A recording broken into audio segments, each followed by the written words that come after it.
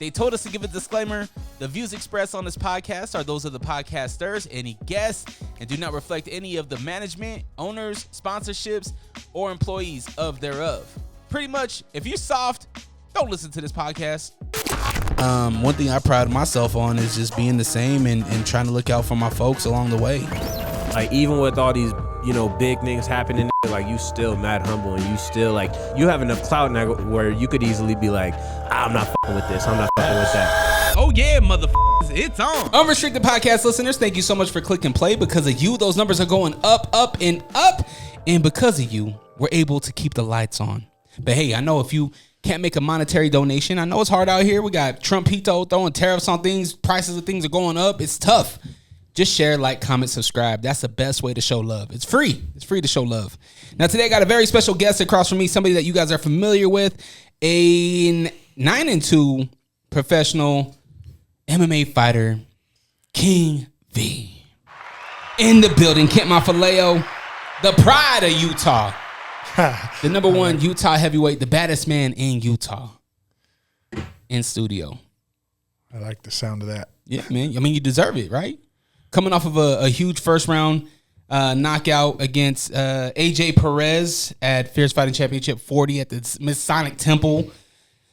Obviously, I want to talk about that fight, but before we talk about that fight, let's talk about you. It's been a few months since you've been here. How is Kent doing? How's life? Oh man, I'm doing really good. I feel blessed. Life is good. It's busy being a new dad, Mm-hmm. and training, work, being a business owner. Like it's everything I want. It's just I'm grateful and I'm blessed to be where I'm at, and I'm just excited to see what the future holds, I guess, for me, and hungry to make noise and just, just make my impact on this sport and on the world, and just, Yeah, you're doing it in many ways, right? You're doing it, I think, in the most important way is your family, right? Being a father that's being an example, right? Like I look at people differently now that I'm a father. I look at fathers and the way that they father, and I think that you are you're setting the tone with chasing your dreams, right? In this MMA career, but then you're also started a business. You're owner of a nutrition shop, and you're doing these things. You're setting up things in your life that are only going to inspire your daughter and your kids when they grow up, which I think is really dope. So salute to you for doing that. Thank you. How do you keep that shit in line, though? I mean, chasing your dreams. I mean, now I said 9-2. I mean, the next fight potentially could be a title fight.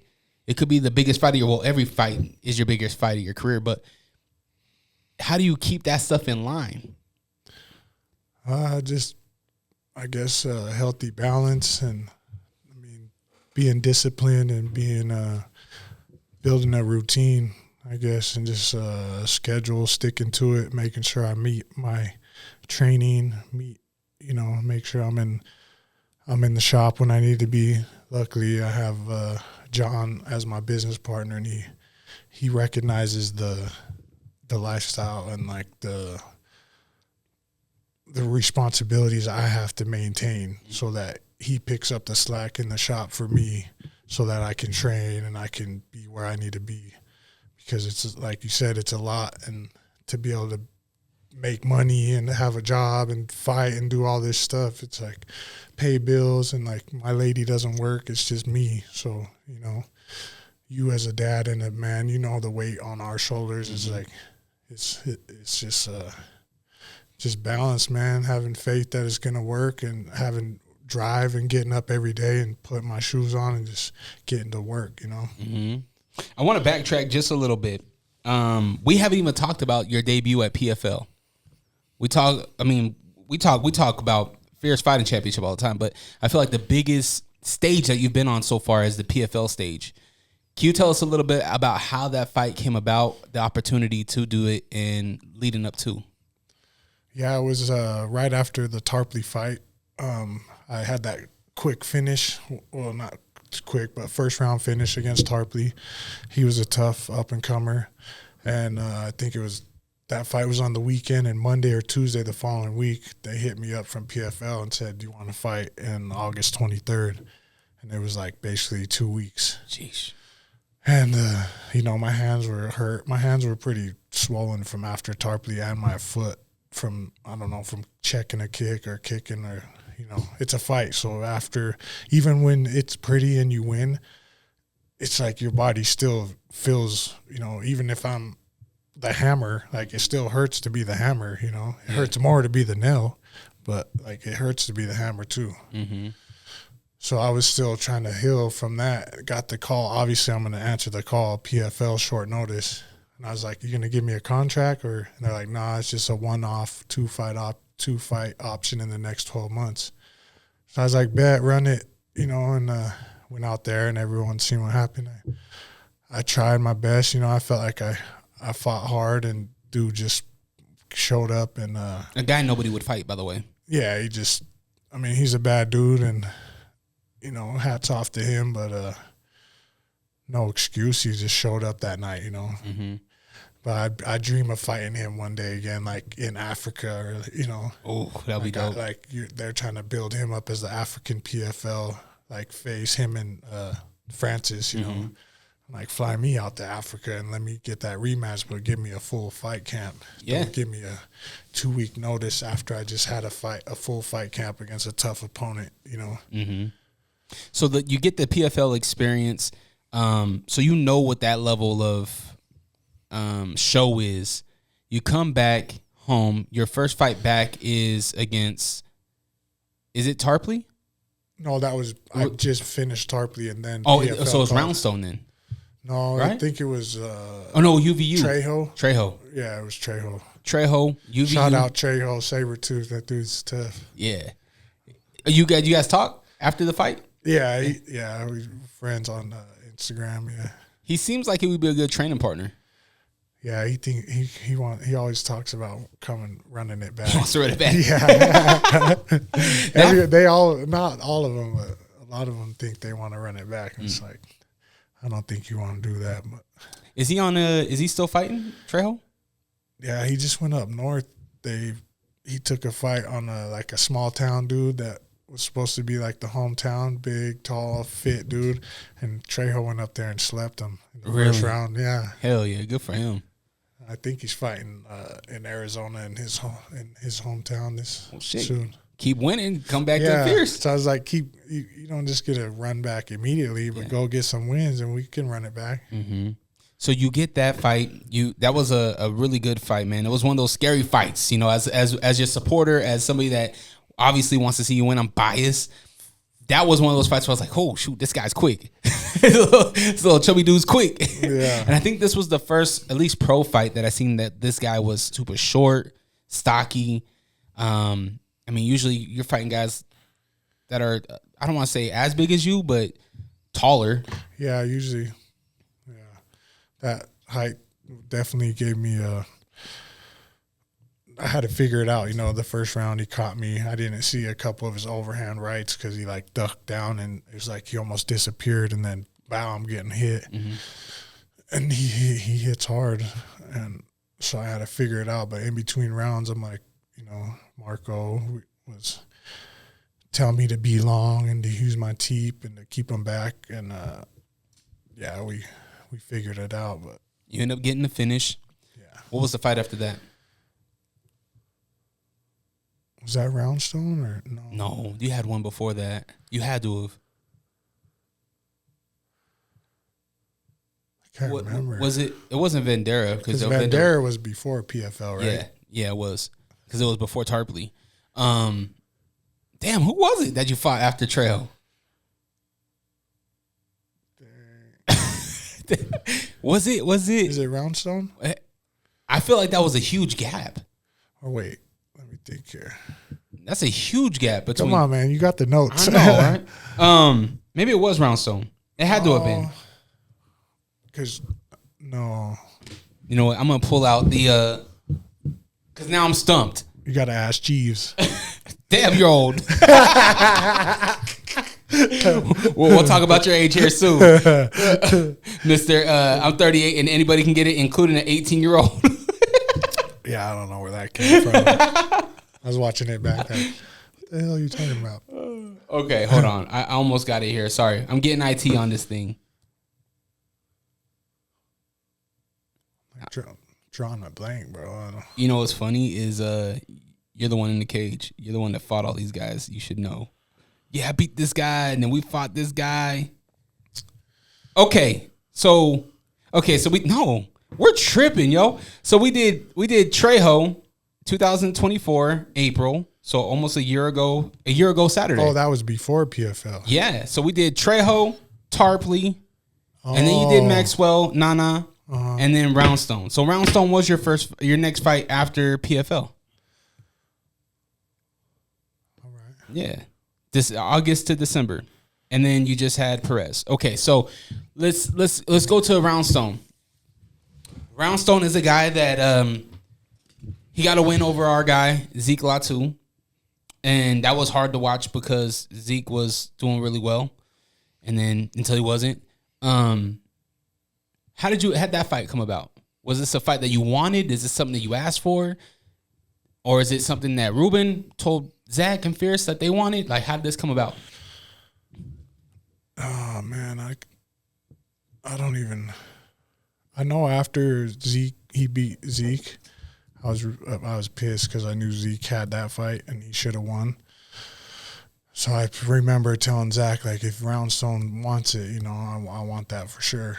And then Roundstone was saying prior to that he only wanted to fight for the belt.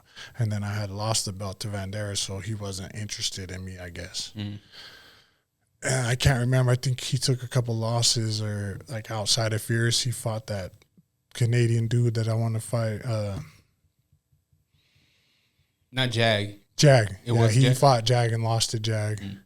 And then I think he lost in bare knuckle. Mm. And then he went to Fierce, and Zach's like, all I have is Kent. And he's like, all right, I'll take you. And so that's how it came about. Going into this fight, do you have a full fight camp? Are you how you feeling about, you know, training and things like that? Yeah, I had a full camp with Roundstone. I think I had a little injury in the middle of the camp, and then so switched up training a little bit. But I knew I could beat Roundstone. So, you know, I was definitely not 100%, but I knew I was good enough to go in there and get it done. Well, I mean, looking at the performance, you got it done quick. I always look back on that fight, and I keep telling myself, why is Roundstone in there with this guy? Because it was very, very, it was violent. Simple. It was violent. You brought the violence. There was something that anytime we talk off mic, you always say, man, it ain't my job to stop the fight. It's the job for the ref. My job is to go in there and finish this person. And that's exactly what you did with Ruben Roundstone. From there, you then get the opportunity to defend the title again against a 4-0 heavyweight and the biggest talk of the town in California right now, and AJ Perez, who's a 4-0 heavyweight. Was. Now he's 4-1. He put the one on his name. I like to take those zeros. Yeah, it's a great fight for both of you guys, right? You got a pro and AJ who is going to test his might against you. Somebody that has been to a big stage like the PFL. Somebody that has a great record in Utah, and for you, it's an up and coming prospect heavyweight that's on a tear right now. I don't think any of his fights got out of the first, so it's a good matchup. Whoever wins, it's gonna take you up. How'd you prepare for this fight? You change anything up? The Trejo fight was a good lead up to this fight because they had similar stature. So they're both 5'10", I think. So that I knew it was gonna be. They have similar styles too. You know, they're both kind of explosive. I feel like Trejo's a little bit fast. Like he's more explosive, whereas Perez likes to do the heavyweight pace and more methodical and like play chess, you know. Mm-hmm. And that's the thing that I interrupt a lot of the heavyweights is they want to do that slow dance, that heavyweight dance, and I don't do that. I do that middleweight. You know, I train with nothing but 185ers, 170. You know, occasionally I get 200 pounders, but like usually I'm the big dude. So I'm trying to match the speed of like when I go with the homie Chris, he's a 155er, you know. Mm-hmm. I try to match his speed. I'm 255, 265, 275 now, but, you know, I'm still relatively close to the same hand speed. You know, I try to match that, you know. And that's where the problem comes with most heavyweights is they're big and they're strong and they're powerful, but they move like a truck, you know, like they're, you know, whereas I try to be more agile, more athletic, and just might not look like it because I'm big and heavy too, but, you know, I just feel like I'm faster, I'm more athletic, I cut the angles, I conserve energy, but at the same time I'm just on a different level. Looking at your fights, have you even been, I don't think you've been in deep waters in any of your fights. So when you talk about training with these guys that do have the energy and stuff, I don't think your energy has been tested. Was it my second fight? I went against Spower. We went to the third. I finished him with like 10 seconds to go. All right, Kent, you're talking about a fight from 2022. It's 2025. Yeah, recently. Yeah. You know what I mean? Like, okay, so that was a professional fight. Since then, you first round, Gomez, Cortez first round, Rudy first round, Vandera went to the second. Who was Rudy? Rudy Shafarov. Oh, that's the homie that broke my nose in Idaho. It was Rudy, then Vandera.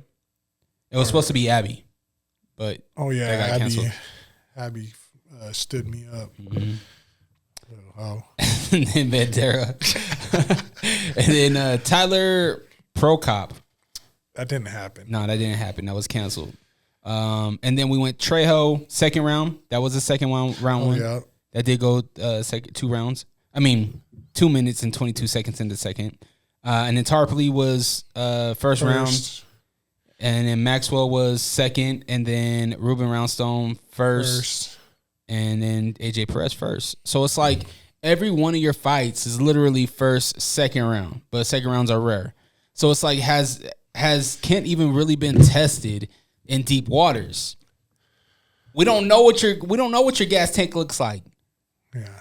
Even if they get you to a ground, like even with this last fight, you get back up. And these are all great things, right? Because in the heavyweight division, I was having this conversation with Zach. Do we want our heavyweights on their backs? Or do we want our heavyweights on their feet, going at each other, ramming each other? You know what I mean? Yeah, I mean, I don't mind the ground so much, but the bigger you are, the more slower pace it's going to be, and just nobody wants to see two dudes just laying on each other, you know. And I mean, unless it's that last Vandera fight, that was entertaining to me. That was but they were shooting submissions left and right. There was ground and pound. That was a high level fight. Mm-hmm. I was hats off to both of them, and I plan on fighting both of them. You know, I already fought Vandera, but either, you know what I mean? Yeah. I could see myself fighting both of them. Yeah, what was I saying? What were we talking about? We're just talking about like your endurance being tested. You're getting people out of here in the first, and I feel like you're kind of like, as a fan, right? Not talking about anybody in the gym, not fighter talk, but as a fan, the people that you are entertaining, I think you're the pinnacle of a heavyweight. You're a heavyweight in there that throws bombs, that's calculated, that gets creative with elbows. You know what I mean? That's violent. And that's what the crowd wants. You look at the reaction. The crowd, you win up. I feel like fighters like you, that's how you win guys over.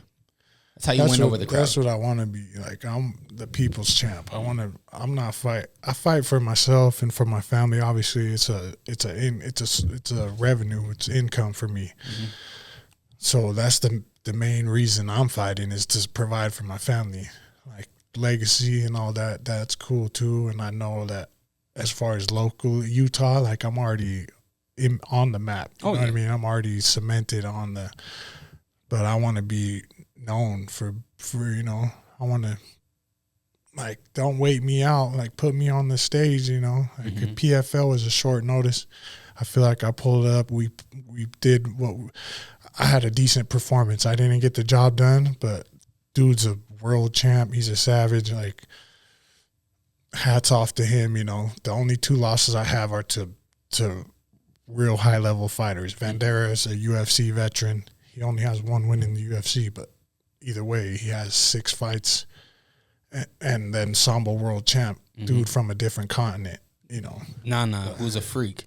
Yeah, but out west in Utah, it's like, who around here is going to come give me a run, We haven't seen it. I mean, Trejo's probably been the closest. Yeah, for real. But, yeah, for real. With AJ Perez, this fight specifically, watching this fight and rewatching it online and seeing comments online, a lot of people feel like that it was an early stoppage, and a lot of people feel like there was illegal elbows that should not been taken. Thoughts? I feel like it was an early stoppage as well. To me, if I'm AJ, I would want to be taken off my feet. If I'm still on my feet, I'm still in the fight, Like, yeah, he was on skates and his eyes were like, you could just see his eyes were not where they should be, when I hit him with that uppercut. I'd say 1 or 2 more punches, he would have been face first. And that's what I was telling his fans. And that's cool. You got loyal fans and they support you and Team Perez. And, hey, man, I'm all for that. I'm all like, I'm happy to see that he has a following and fans and they support him. But don't sit and downplay me or, like, put me out to be a poor sport, or, like, I've seen the video from watching the fight back, and every video that I've seen from different angles, those elbows look clean to me. Mm-hmm. When during the fight, I'm aiming for his ear. Mm-hmm. I'm not aiming for the back of his head. I'm not a dirty fighter. I'm a violent fighter. I'm a finisher, but I don't need to be dirty. Like, I don't do, you know what I mean? Mm-hmm. Like, ask my other opponents. I'm not a dirty fighter. But you're over here trying to wrestle and take me down, and your head's right there. Like, I'm trying to elbow it. I'm trying to do it legally. Yeah. You know what I mean? If it takes 1 or 2 because you move or whatever, that's part of the game. Like, you should, you know what I mean? Yeah. Like, that's the risk you take by coming inside and trying to grab me and grapple me. Yeah. Rewatching it and watching it over and over again, I guess, I need to understand the rule. Is it, if you hit the ear, that's legal, right? The ear is legal, and behind the ear, like slightly behind the ear, is still legal. The crown of the head and the 2 inches, like a 2-inch mohawk all the way from the crown down the spine, is not legal. So, like, if you take a strip of duct tape, that's how they always explain it, and put it on the back of my head straight down my spine, that's off limits. But anywhere else, like behind my ear, right here, you know what I mean? Mm-hmm. Like, that's good. And I'm aiming. I'm literally, the way I was throwing it, I was like pulling it. Mm-hmm. I was like curving it, Yeah. If I'm trying to hit the back of the head, I'd be coming straight up and down. Which is why I wanted to understand what an illegal elbow is to the head, because to me, you were hitting the ear. To me, from what I've seen, and again, from the angles that I've seen, and everything. And you had a perfect angle because you were behind me. Yep. When you know what I mean? Yeah. When he had me against the cage, you can only see space and elbow. Mm-hmm. So you're seeing where my elbow's directed, I'm not a dirty fighter. If I did do it and it was the back of the head, I would straight up say, hell yeah, I hit the back of your head. I did it because the ref wasn't looking, and, it's a fight. Deal with it, Yeah, but that's not what happened. Like, I'm conscious. This is my 11th fight as a professional. I'm conscious and knowledgeable of the rules. I had a long talk with the ref before the fight on the rules. Like, you know, I'm not, and I would have hoped that his fans and his team would have said, "Hey, good fight, bro. Hats off to you. You did what you had to do," instead of downplay my win and run it back. It was illegal. Like, you know. Yeah, I mean, but I think that's the fight. I think that's his fans being like, "Man, we our O is gone." You know what I mean? But it is what it is. I think I was 4-0 at one point too. Exactly. And I was actually telling my wife this. I was like, I think this is gonna make Perez even better now. I think this fight right here, he's gonna level up. And who knows? It might be for that belt. Who knows? He might make a trip down here, or we might be making a trip down to California. Who knows? Yeah. Depending on where these rankings, you know, lie and whatnot. But I thought it was an entertaining fight. It was a quick fight, but I felt like it was entertaining because both of y'all, it felt like there was mutual respect the whole time. You look at the weigh-ins, it was respect. You know, you could tell when you don't fuck with somebody, you could tell. And that's the one where I'm like, oh, fuck. Kent doesn't respect this guy. But I felt like you respected Perez, and there was a mutual dance there that night. And I thought that was, I was entertained. Yeah, I was entertained too. That he was trying. He was confident. He was staring me down from the gate, you know. I'm like, oh, I like that. I like someone that's trying to come take my head off versus someone like Roundstone was the last fight, where I know he has that dog in him and that warrior, but I think the weigh-ins, him missing weight, and then I started, you know, going in on him. I think it was like a mental, almost like an abuse, you know what I mean? Like I assaulted him with words, like when he missed weight. Yeah. And I really like, when I'm like, you know what I mean? I know I can be really mean when I want to be, and I was like drilling him and degrading him. Yeah. And I feel like he really took it to heart and let it affect his performance. And he, like, in better words, I like punked him out. Mm-hmm. You know what I mean? I big brothered him so that he didn't even want to fight. When it came time to fighting, he already knew that I done whipped your ass with words. That's like, boy, go ahead and step to me and watch me whoop that ass. You know what I mean? All he had to do, though, all Roundstone had to do was say, you don't got abs either. Yeah. That's all he had to do. I'm fat too.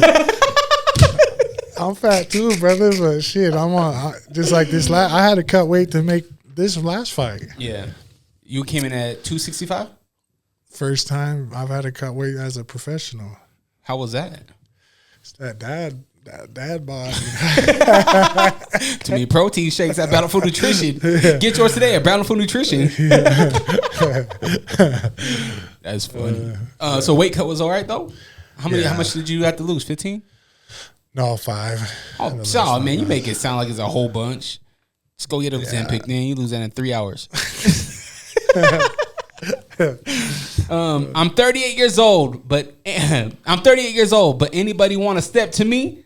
I don't give a fuck. If you're 18 years old, come and get it. Come get some, baby. Yeah. Why did you say if they're 18 years old, man? That's a child. I just meant like any, you know, like these Dana White, he doesn't want to, he basically counts you out after 30 in fighting. He's like, oh, they're over 30, you know, they don't have a life in MMA. And as far as a heavyweight, it's like we have a longer life. Like I still have years left in this sport. You know, as a professional, I haven't taken very much damage. I haven't been in like a major war. Mm-hmm. I feel strong. I'm still fast. Like obviously I'm 38. Yeah, I'm 38, but I feel great. So I just don't like I feel like we get singled out as being older fighters. Mm-hmm. And it's like, I don't care if you're 18, you're 20, you're in the prime of your life. There's no 20-year-old that's beat me. You know what I mean? Yeah. Like Nana's the only one that's been younger. Maybe Vandera is probably younger too, but we're close in age, you know? Both of them look older though. all these younger dudes, I'd be like pulling my belt off, you know. Yeah. Which it surprises me that there's this stigma of age with the heavyweights. I mean, you look at a UFC world champion, Glover Teixeira. I think he won it at like 42 or something like that. Yeah, 40 or 41 or something. So he was older. And it's like he was still performing with high elite level guys. I think any age, to be honest with you, I'm like, you can't count a guy out. Especially a guy that has something to, you know, to prove and go and get, like yourself. Like you have a lot to go and get right now. You're doing it on the regional side, but like once you get to the world stage, bro, like, man, it's gonna be a beautiful thing to see, you know.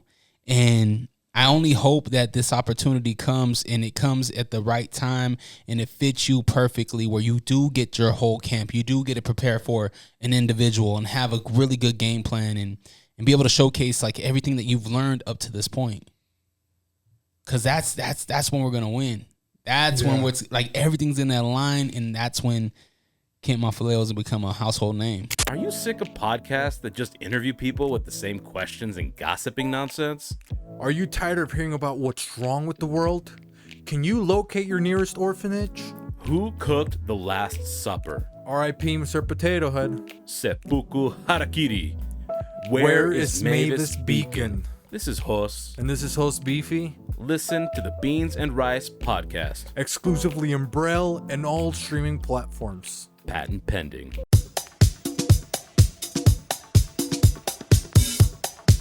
If you're a sports athlete looking for a mouthguard to protect your pearly whites, look no further than All Sports Mouthguards. All Sports Mouthguards, located in West Jordan, Utah. Come visit us, 1385 West, 9000 South in West Jordan, Utah. We offer high quality, made in the USA, custom molded and custom designed mouthguards. No pukesters helping me to the left, and no pukesters helping me to the right.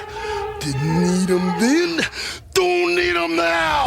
You are the ex-champion Olympic. Now this is the way, Tony and David, that you do the figure four leg lock. You love wrestling. Do you believe that Stone Cold Steve Austin is the greatest entertainer of all time? Or maybe that Shawn Michaels is the sexiest man alive. Or did you have a thing for Sonny from the years of 1994 to 1996 like I did? Did you know Yokozuna isn't even Japanese? If you could count the number of dimples on Rikishi's ass, this podcast is for you. Follow us, the Figure 4 Podcast on Instagram, at Figure4 Podcast. And check us out on YouTube. Do it. Tell your punk friends about us. Yeah. Hey, yo, you're probably listening to the Unrestricted Podcast with DreRawka. We are? No, they are. Yeah, oh, right. Oh, wow. And I'm the real Ruby. You can catch me and Fonzie and the Jim Defunk, G Daddy Funk on Lake Talk 801 Podcast. Yeah, but I think you have to come in more smoother, more funnier. Like, yeah, and they could catch us on the Lake Talk 801 Podcast. Yeah, y'all can catch us on the Lake Talk 801. Yeah, and be like, and yeah, man, hey, and they could catch people like me, the real Ruby, and people like you, Fonzie, and people like him, G Daddy Funk, on the Lake Talk 801. Who cares? What did he say? Huh? I didn't hear him. I don't know, but this probably should be the ad. Are these on? Catch a new episode every Monday on all streaming platforms. The Lake Talk 801. Tune in now. Yes, sir. That's what I'm waiting for and working for. You just gotta keep working, man. Yeah, and there's so many different promotions now, and like bare knuckle. I could see myself doing well in bare knuckle. Let's talk about that. Bare Knuckles coming to Salt Lake City. I feel like you're the only person on that list that didn't get an opponent. We got Mike Jones, even Zach Partridge is on this thing. Yeah, Zach, I'm trying to get on there too. Dominico, isn't it too? I mean, it's bare knuckle though, right? Like, what do you have to prepare for? You just knuckle up. Yeah, it's basically boxing. I mean, I'd like to have a couple months of just boxing to get ready for it, but you'll get 2 weeks. I'm a fighter. If it's, I'm confident in myself. I'm not gonna sit here and say I'm the best boxer because I'm not. But I'll go in and give a professional heavyweight boxer rounds if they want to spar. Like, I'm not, I'll go in there and give them rounds. Like, Does that delay? Obviously, if you take a bare knuckle fight, that will delay your MMA next fight, right? Could that potentially hold you from August at the?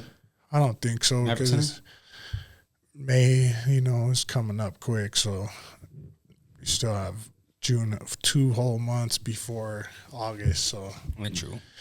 And I don't cut easily. I've never really been cut. I've had a broken nose and like my mouth's been bloody, but I've never been like laceration where I had to have stitches. So I feel pretty confident that my skin's tough, and bare knuckle. It's like I was saying earlier, my athleticism and my speed is going to play a big factor with the big guys. Like, yeah, I'm big too, but I just move different than they move.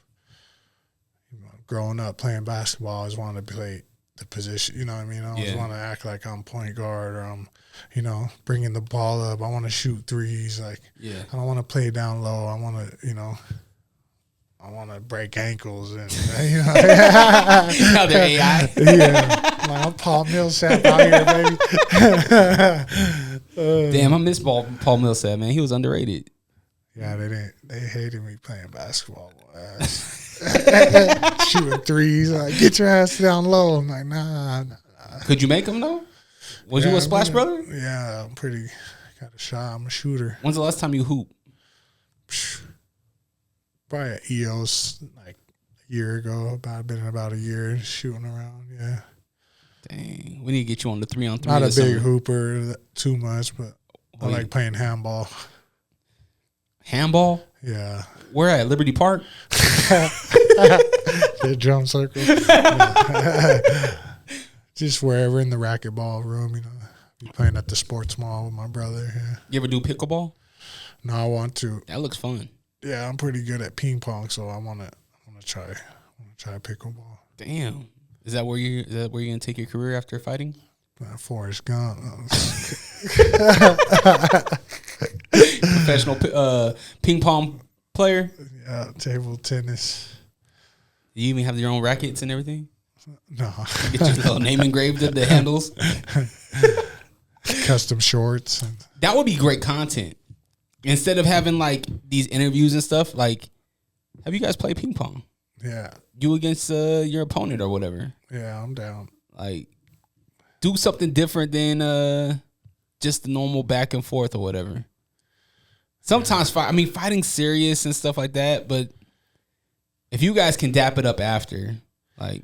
Yeah, it's not too serious to me. Like, it's serious. You have to tap into a different mentality to go in there and perform, but it's not personal. I don't have hard feelings.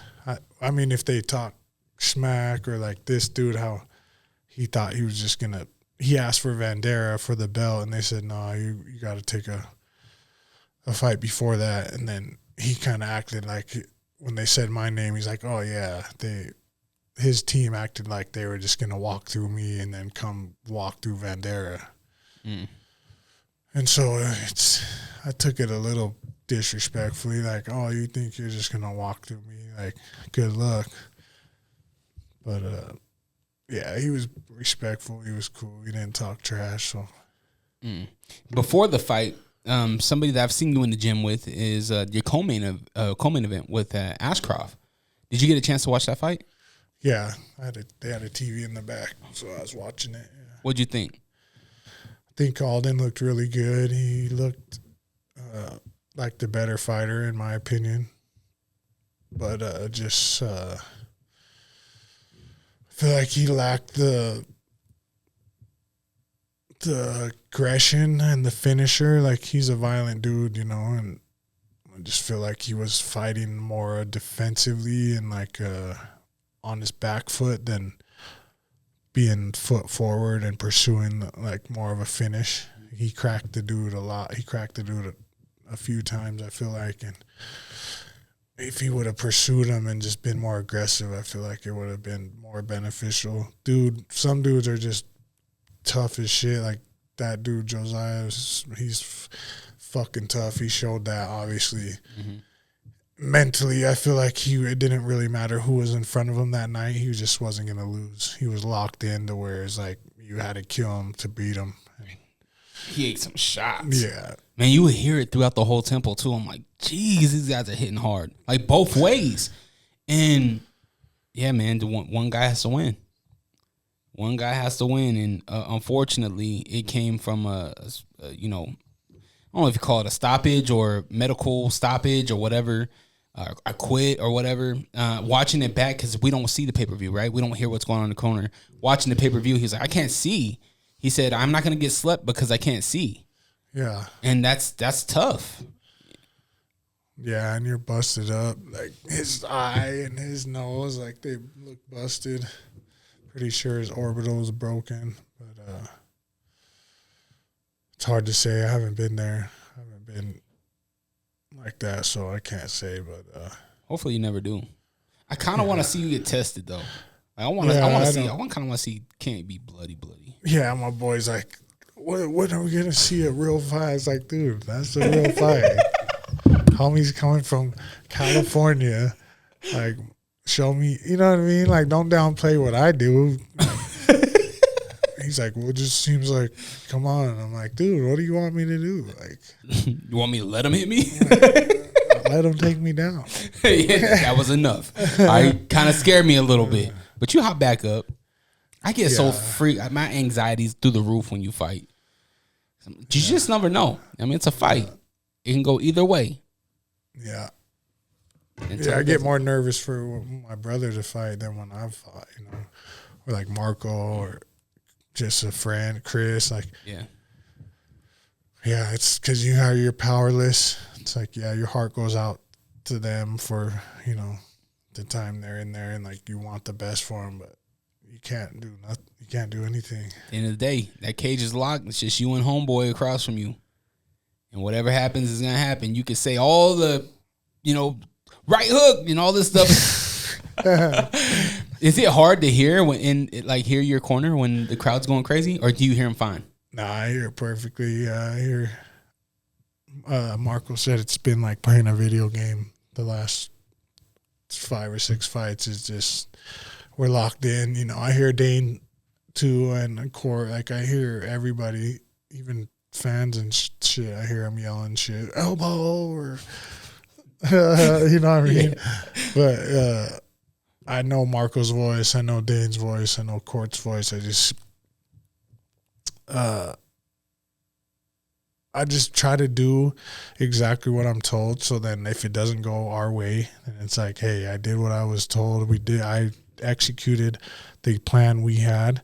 And if it didn't, if mission's not accomplished, hey, it's like a team effort, It's not, I don't want to just go out there and put it all on my shoulders. I'm like, listen to your corner, listen to your coaches. They're a high level. We're a team. And it's not just me. I'm just an instrument. So I just just try to clear my mind and listen for their voices and do what they say. Obviously it's kind of like Peyton Manning or Tom Brady. The coach calls the play and then they interpret the play, and either they call audible or they run the play. But they're like a second coach on the field, and I feel like I have the experience too, to where like I'm gonna read the opponent too, and I mean, obviously I'm not gonna do it if I don't feel like it's gonna work, but for the most part, whatever they yell out, I'm doing it. Well, it seems to be working, and that's after I think it was the loss to Vandera. I was like, yeah, I'm just gonna do what I'm told. If I'd rather lose as a team than lose off of my own ignorance and just trying to think, like, let's use the team and use everyone's mind instead of just being solo in there. That's the whole beauty of fighting. It's the whole team, your corner, they're yelling shit. I'm trying to do exactly what I'm told to do. So it's been fun, man. It's been we're in sync, and like the videos too, like even with Chris and Luke and other fighters, it's just like Marco and his fighters, they're in tune and they're in sync with each other, and he yells something and they do it. Mm-hmm. How does Kent elevate now? You got this fight, you got the win, you're on a good win streak. right? You got a great record. How do you elevate now? Elevate you as a professional fighter. Just keep training and keep grinding and working as hard as I can and as smart as I can to be ready for the next opponent and whatever and whoever it is. Just showcase that there's levels to this and I'm on the highest level. So I should be on the highest level regardless of age or any of that. Like, you know, even with Nana, I feel like I prove I can hang. It was a second round fight. Mm-hmm. Like, he's taken most dudes out in the first. So to perform and show up short notice and, like, yeah, you know, I know who I am and who my team is and what I'm capable of. And, you know, sky's the limit, and I want to fight the best in the world, and I want to travel. I want to see the world and fight at the same time. I want to get paid to see the world, you know, and travel with my team and my family and my daughter, and just, you know, these next few years, I just want to fight. You haven't got any offers outside of Utah yet? Any other promotions? No, I mean, there's been talks and, like, small talk and shit like that, but no contracts really been presented. But I fought 5 times last year, and, you know, 1 time this year so far. Like, I got at least 3 more for the year. Like, I want to be active. I'm healthy. Just want to get after it, and I want to just show that I'm one of the baddest, you know. Most main events in FFC history. That's pretty dope. Yeah, it's really dope. What do you feel like you're doing really well at right now in your professional career? What are you really proud of within yourself? Just being consistent and disciplined. Like, yeah, I took a break after Roundstone because of that injury, and but before that, I've been grinding for years. Like, no breaks.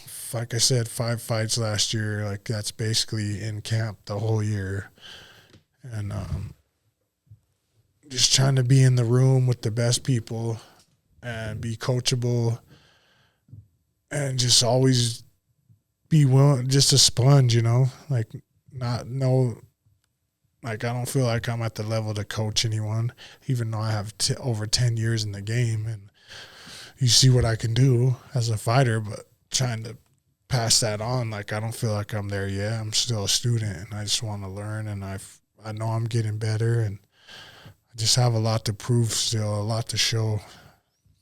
And I don't want hard fights. Like, I don't want to be in there 3 rounds. Like, you know, I want to make it look easy. So, but I want to fight the best guys. And if I can fight the best guys and make it look easy, then even better for me. Mm-hmm. I love it. What do you feel like in the Utah MMA community? What do you feel like we're doing really good at? And where do we need some help? Really fierce, and I just feel like growing the fighters, and there's always new up-and-comer first-timers that are exciting, and the level of amateur the level of amateur right now is where professional used to be 10 years ago. Mm-hmm. Like 10 years ago, there's amateurs that could beat professionals, you know. It's just a different level of fighting. It's evolved. It's the fastest growing sport. So if you're not in it and breathing it and eating it and sleeping it, then you're not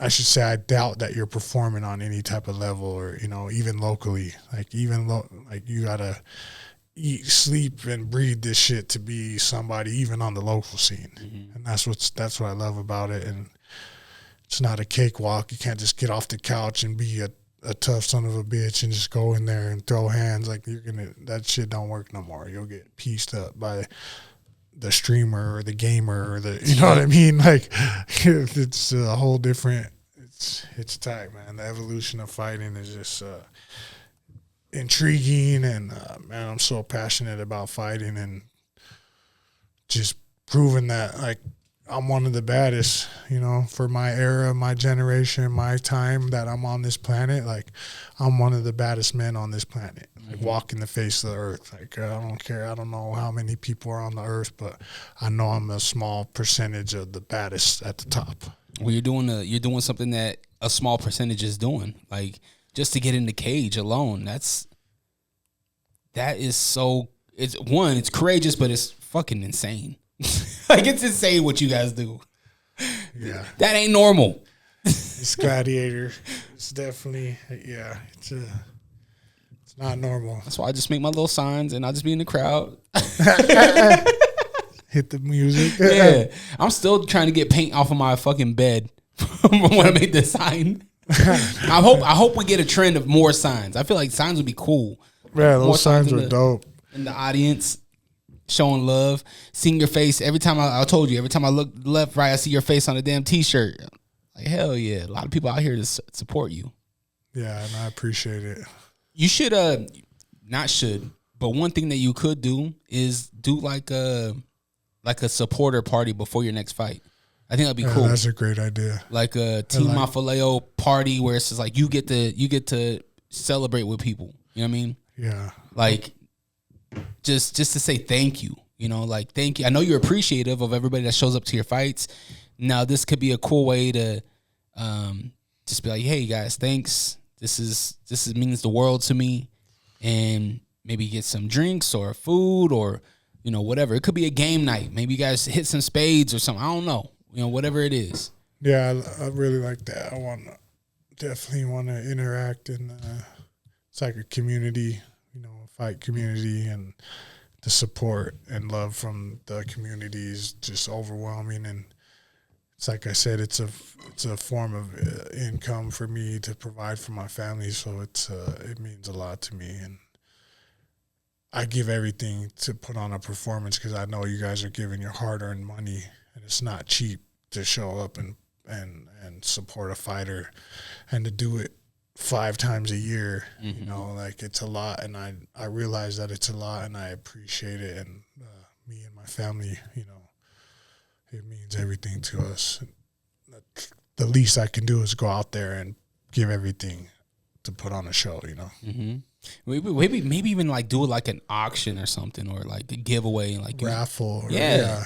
Like maybe I don't know, gloves or shorts or something. Something that you just to show some love. I think that's one thing that is missing in our community is that aspect of things from the fighters. Is just taking a step further. Yeah, we got T-shirts. We can support with T-shirts, but let's take it a step further. How can we show up at a park or have like a Q&A or something, where I answer all your guys' questions. Anything you want to ask, we answer it. Just taking it a step further. Plus, it's more content. Yeah. The more content online, the better. We should plan like a fierce barbecue or something at the park, so you can play handball. So it has the room. I'll give you all lessons on handball. No, for real. At the park or something, that'd be cool. Like a pavilion, and just pull up, and we could get burgers and dogs, and and just have like a fierce barbecue and a fighter and a family. Yeah, I think that'd be tight. Just kick back, something that's family friendly, and come and go as you please. But we're gonna be here. We're gonna be hanging out. Bring out the speakers. Yeah, the DJ. Bring out the speakers. I'll bring the tables, and we have a good time. Yeah. You work the grill? Yep. You can't cook. Oh yeah, I'm a grill master. Yeah. Oh yeah. They know. You're such a man's man. Everybody knows, man. I get down on the grill. You get down on the grill. You cut hair. You punch people in the face. Such a man. What do you do? What do you do that's like your feminine side? I get. You got a daughter now, so you got to do some. I get pedicures. My lady. Is that the hand or feet? Feet. You know what's funny? I have in my community, in my condos, I have a guy, old Las Vegas like player, black dude. He's 70. His name's Mike Jones, ironically. Oh wow. And we're up on the elevator. We're going up, me and my son, my oldest son Tavian, and he Mike Jones is on the elevator, and Mike is all like, I'm like, hey, you can pick up your grandkids from school today? Because usually we see each other as we're picking up our kids. He's like, nah, she has school today. There's a pause, right? He goes, hey, you ever get your feet done? I was like, no, Mike, no, I don't. He's like, man, you got to get your feet done. There's nothing like it. I was like, all right, Mike, I'll go get my feet done. So you're the next person to tell me I got to get my nails done. Yeah, it's relaxing, and, especially fighters. Your feet are just as important as your hands, you know. So I usually like to do it before the week of my fight. Get a pedicure. Why ain't they sponsoring you? They be taking care of me when I go to Southtown, but yeah, I should get a nail sponsor. Ling Ling's nails. Have you got your daughter's tattoo on you yet? No, I'm thinking about it, but my girl's like, "Oh, you're gonna get," because I was gonna get it pretty big, and my girl's like, "Well, what about the other kids? Like when we have more kids, you just, you know." She was the first. That's what I said. She's like, they're gonna feel some type of way. Like, I'll put them on there too. Yeah, inside her name.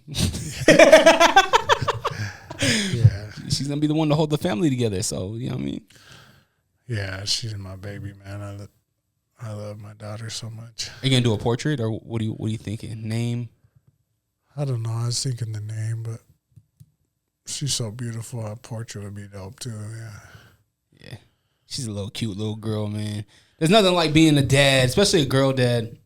Yeah. You know, there's nothing like it. And the cool thing about it is that like the more she gets older, the more personality she gets, and the more violent dad has to get.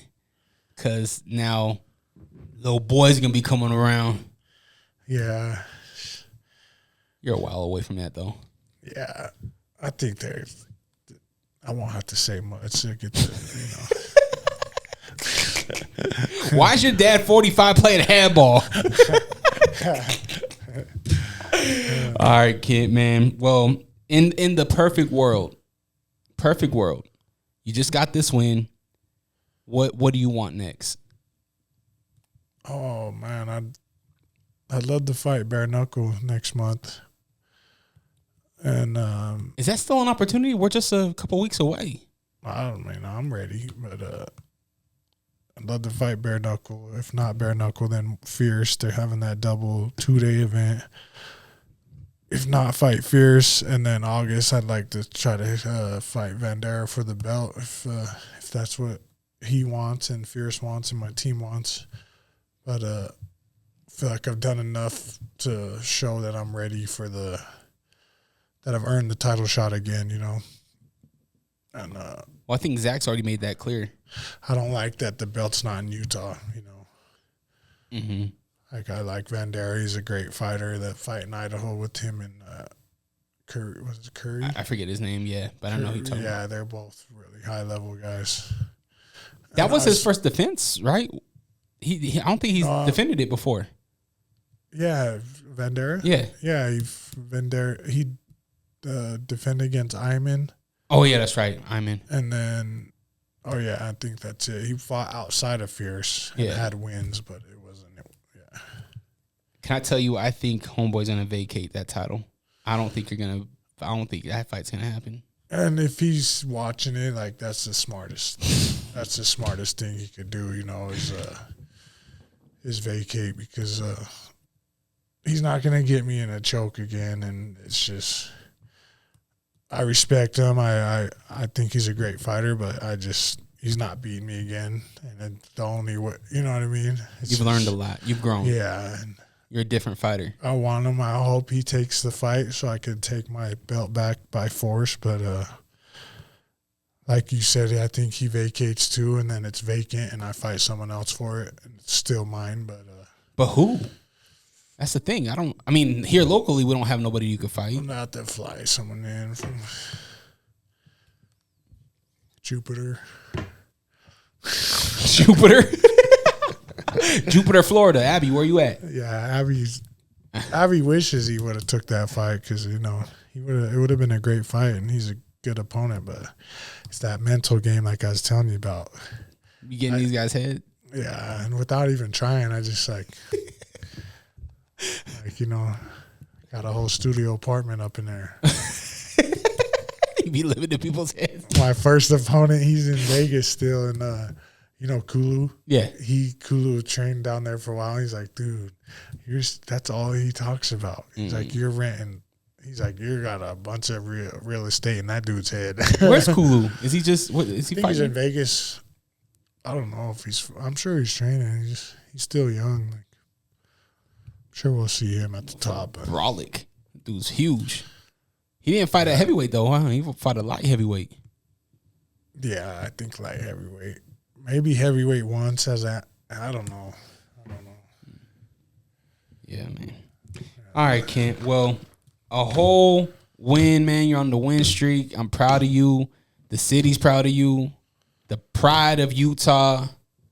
Most main event wins. What was it like not main eventing again when you went with Roundstone?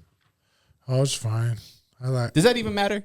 Not to me. I mean, it's nice to get the limelight and be the headliner, but I feel like you still get the same pop though. Like, yeah. Once that music hits and you come out that curtain, like it's still like, it feels like a main event. Yeah, that's the energy I'm bringing either way. If I could be the first fight or the last fight, it's like you're gonna remember mine. What's your thoughts on the Utah heavyweight division? Like our fighters, our heavyweights here. Anybody that you got your eye on that are like, yeah, man, this dude, he has a future or anything like that? A bunch of them have a future, just not with me. Well, of course not. Well, I mean, that's all I'm looking at. It's like, who's the, But who knows? You might be coaching these guys in, the next 5 years or whatever. Yeah, if I'm going to coaching, I'll probably coach kids. Yeah. Kids and like soccer moms and just dads that want to learn. I wouldn't want to be like, I don't know. Never know. This dude's a move to Draper. I'm already into daybreak. Oh, jeez. Oh, jeez. We need to get you. No, we don't. Stay where you are. but so I think when your daughter's kindergarten or something, is there a shelf, like, is there a point in time where you're like, all right, I'm done. Now I'm gonna focus on training these kids, the Draper moms. Is there a time? I don't want to be like hella old fighting. I'm already 38. That's not old. I just turned 38. I don't feel old, like I said, but like I definitely have years left. Multiple years left fighting at the high level, and the easier I make the fights look and the less damage I take, that's only, you know what I mean? That's a sign. That's more longevity for me. Yeah. So I'm ready, man. Any big promotion out there, like short notice, I want to have a full camp, but if it has to be short notice and you bring me in as the B-side fighter, like I don't give a fuck. Pay me, sign the check, and I'll come and throw down, Is that the smartest thing for a fighter to do, though? Probably not for, like, if they're strategically working their way to, like, the UFC. But like I said earlier, Dana White's kind of shut off on the fact that if you're over 30, he kind of already, writes you off. So I'm not saying it's not an option if I'm, like, 15-2, like all finishes, like maybe. But that's not really my focus, UFC. Like, my focus is, like, just 30 boxing, like, fight in Japan. I want to fight all over. Checks. Yeah, I just want to fight. And I want to, like I said earlier, I want to get paid. You pay to fly me to Abu Dhabi and fucking fight and pay for my food and pay for my room, me and my coach, and I get to see the fucking world. Like Washington, D.C. was a vacation for me, Yeah. Me and Marco had a blast. White House, Lincoln Memorial, Washington Monument, eating like kings. Yeah. You know what I mean? Just... It was dope experience. Like, yeah, I wish I would have came back with the win, but regardless, I got a check. Like, you know what I mean? Still a payday. I still showed up and represented who I am in Utah and MMA, and that's just what I'm here to do. Is like I'm representing my state, my culture, my I'm American, but I'm a Tongan. My dad's born in Tonga. I'm an American, but I represent my father, my mom, and just my community. And I just have a lot of fight left, and anybody that feels like they want to challenge me or, like I'm open like 7-Eleven. Like I'll take anybody,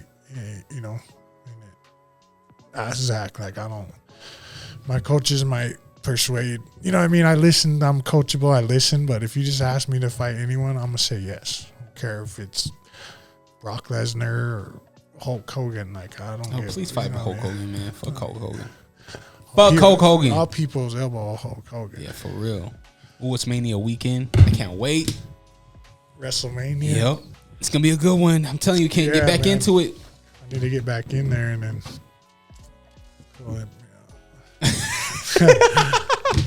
What's the social media? Where can people follow you, Kent? King V 801 VEE 801 at Instagram, and just Kent Mafileo at Facebook. I got a little TikTok too, but not on there that often. But yeah. This right here, thank you. Delicious. My favorite thing in the world right now. Thank you for coming through and bringing your family and supporting. I appreciate you. Of course, it's a drive, but you know, I gotta support the homie. If you're looking for great protein, he brought me a protein donut. It was really good. Bountiful Nutrition, 273 West, 500 South, Suite 22 in Bountiful. Check them out. Is there a website? What's the social media? It's just Bountiful Nutrition. Yeah. Go follow them on Instagram. Make sure you stop by, get yourself a protein drink. The one I would recommend, number 5, is the Cinnamon Toast Crunch. Yep, number 5. I just remember number 5 right there. That's literally the one that I love. Check that out, and make sure you follow Kent. Support. I think with everything that's going on, I think August, I think we can do some cool things, some cool promotions to lead up to that night. All things going the way that we want them to go. You're fighting in August back in the Maverick Center. But yeah, man, the future's bright for Kent, and go support him. If you want to help support this podcast, make sure you go on to allrock.com, ALLRAWK. Buy a t-shirt, buy a hoodie. If you don't want to do it monetarily, just share, like, comment, subscribe. It's free to show love. Tell a friend about this podcast. Maybe you're an MMA lover and you're like, damn, I didn't know we had MMA, mixed martial arts in Utah. Well, the baddest man in Utah, the baddest man on the planet was just on the show. Why you laugh? Sounds good, man. Sounds good. And if you're 18, he'll give you an ass whooping too. 18 to 50. 50's a cutoff. Y'all have the day you deserve. Always protect your light. We're out. Peace.